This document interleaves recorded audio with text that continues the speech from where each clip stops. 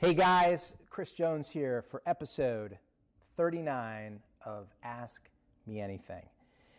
In past AMA videos, we've talked about how change in your life can happen in an instant when you take more control over your life. We've talked about things like the power of focus.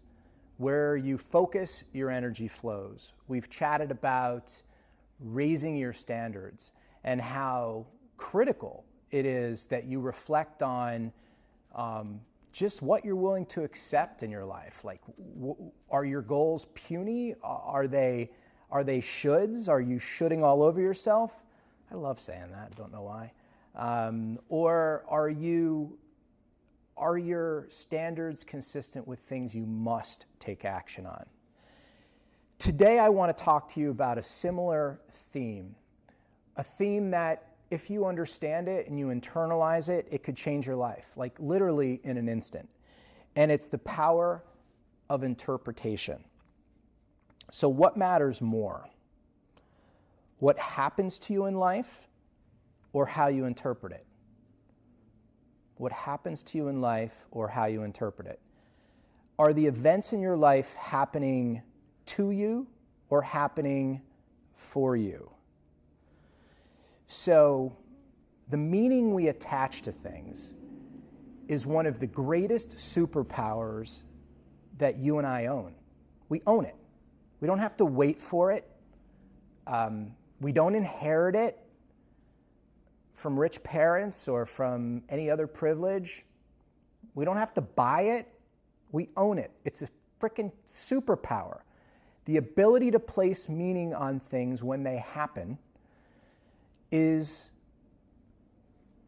under our control, especially when we become aware of that power and we start to leverage that power in our lives to create the lives that we want and the interpretations that are empowering versus disempowering.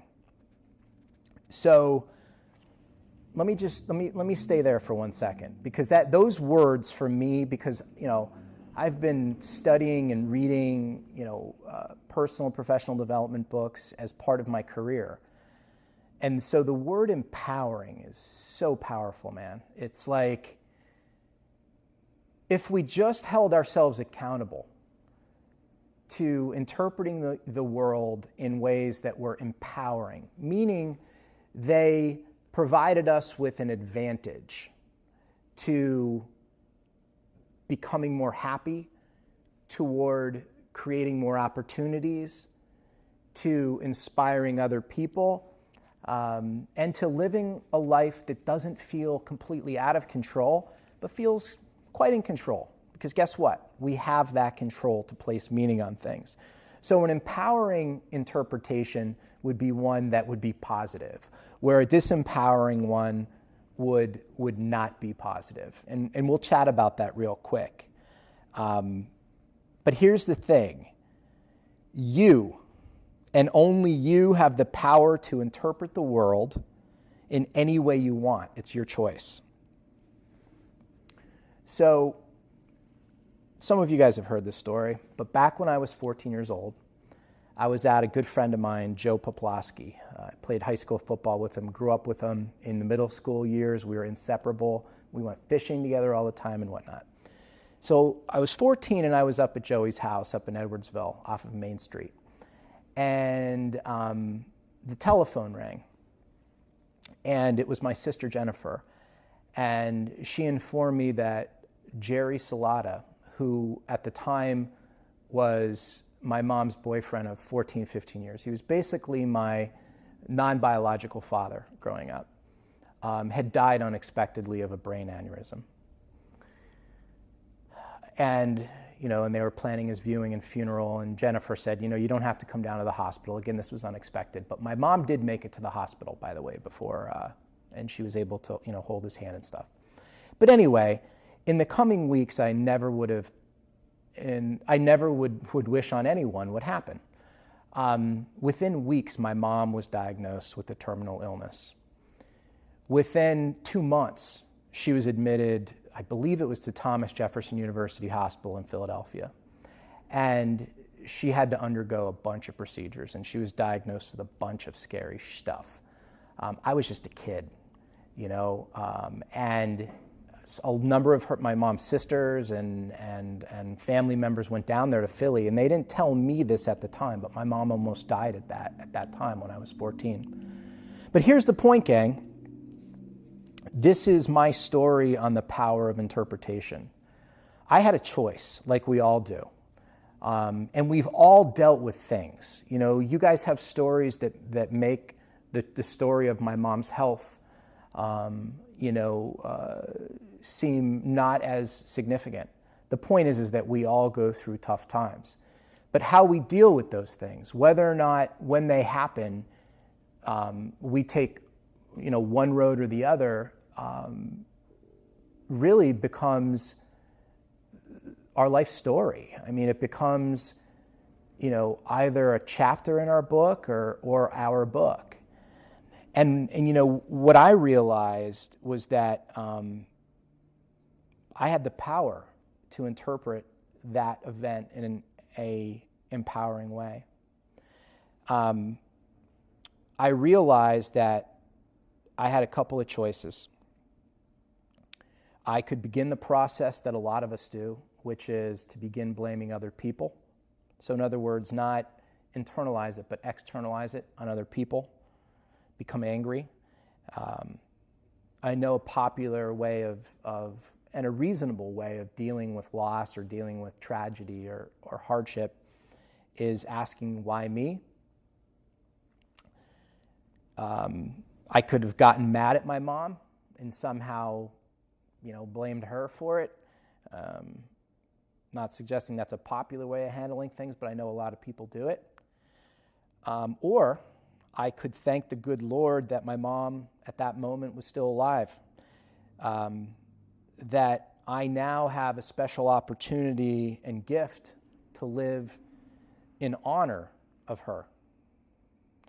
Remember, not in remembrance because she hadn't passed, but in honor of her. I knew that her road ahead was going to be difficult, but I knew that I could be a ray of light, a force for good in her life.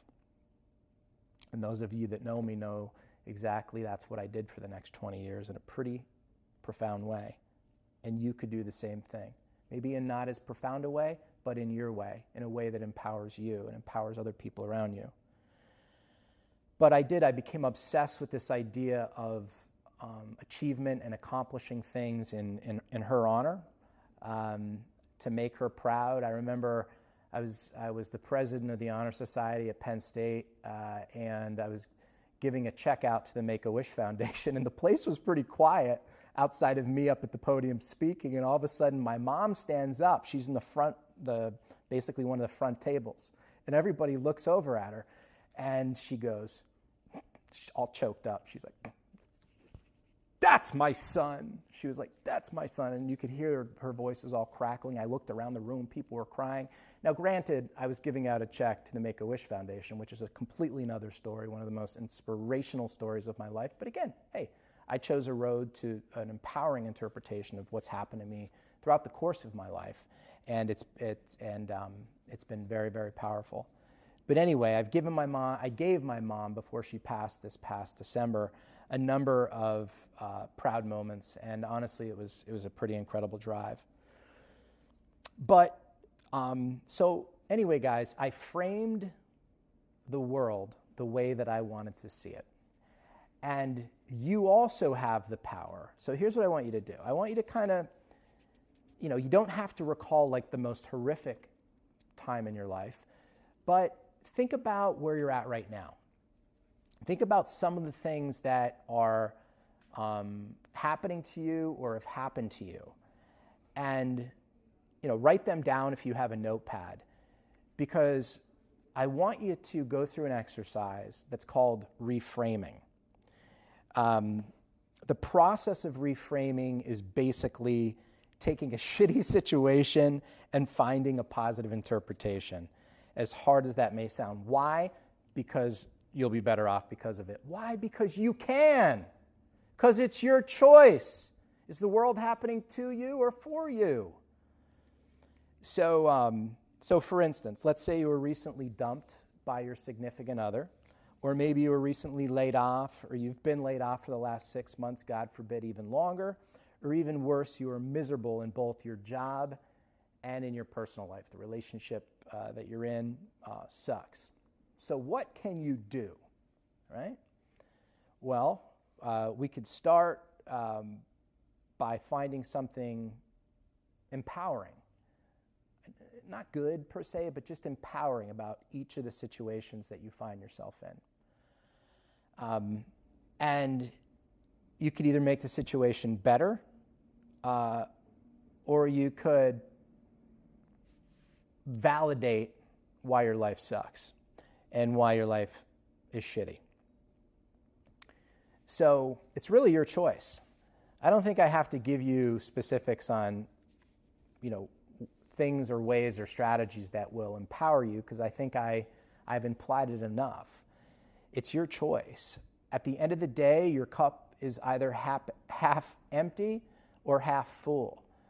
I've done enough research, and I believe so strongly, if you're watching this video right now, I could tell you that you will live a more joyous and fulfilled life by seeing your cup as half full, by noticing, the things around you that are good and that you're grateful for. Because we all have problems, we all have challenges, we all have obstacles, but we also have, I would argue, a much, much, much longer list of things to be grateful for. Even though sometimes it feels like things can't go right, or you're overwhelmed with challenges, that's because that's where you're focusing your energy. Where you focus is where your energy flows. And that's fine. Don't beat yourself up. Don't be hard on yourself. Over time, if you take some of the tips and tools and strategies we're talking about, you'll be in a better position to quickly turn yourself around and see the positivity and see all that you have to be grateful for.